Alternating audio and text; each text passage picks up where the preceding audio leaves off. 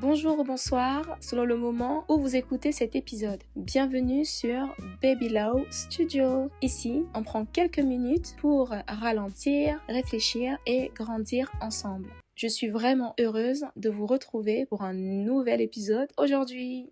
Pour le thème du jour, j'aimerais qu'on parle d'une peur que presque tout le monde connaît.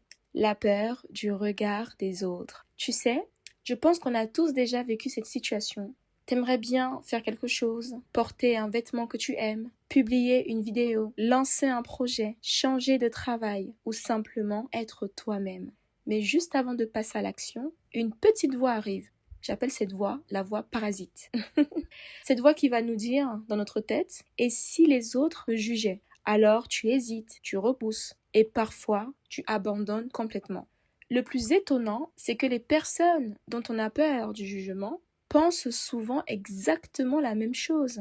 Elles aussi se demandent ce que les autres pensent d'elles. En réalité, chacun est tellement occupé à vivre sa propre vie qu'il passe beaucoup moins de temps à observer la nôtre qu'on ne l'imagine.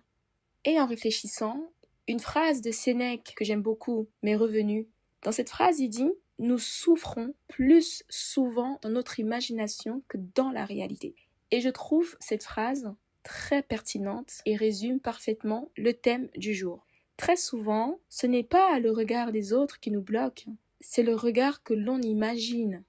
Imagine une personne qui rêve de créer son entreprise. Elle attend le bon moment, elle veut que tout soit parfait, elle a peur des critiques. Pendant ce temps-là, une autre personne se lance. Elle fait des erreurs, elle apprend, elle progresse. La différence n'était pas le talent.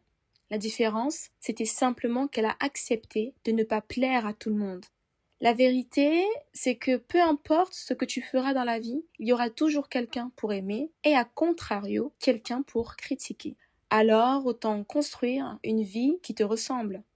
En fait, au bout du compte, les critiques vont passer, mais les regrets peuvent rester très longtemps. Alors aujourd'hui, si tu attends encore que tout le monde soit d'accord avec tes choix, tu risques d'attendre toute ta vie. Juste vis, essaye, tombe, relève-toi et surtout avance.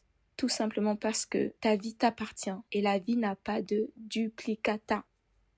Pour conclure cet épisode, je voulais dire un grand merci d'avoir partagé ces quelques minutes avec moi. Prends soin de toi, prends soin des personnes que tu aimes et rappelle-toi d'une chose, tu ne contrôles pas le regard des autres, mais tu peux choisir de ne plus le laisser contrôler ta vie. Grand merci encore et à très bientôt sur Baby Low Studio.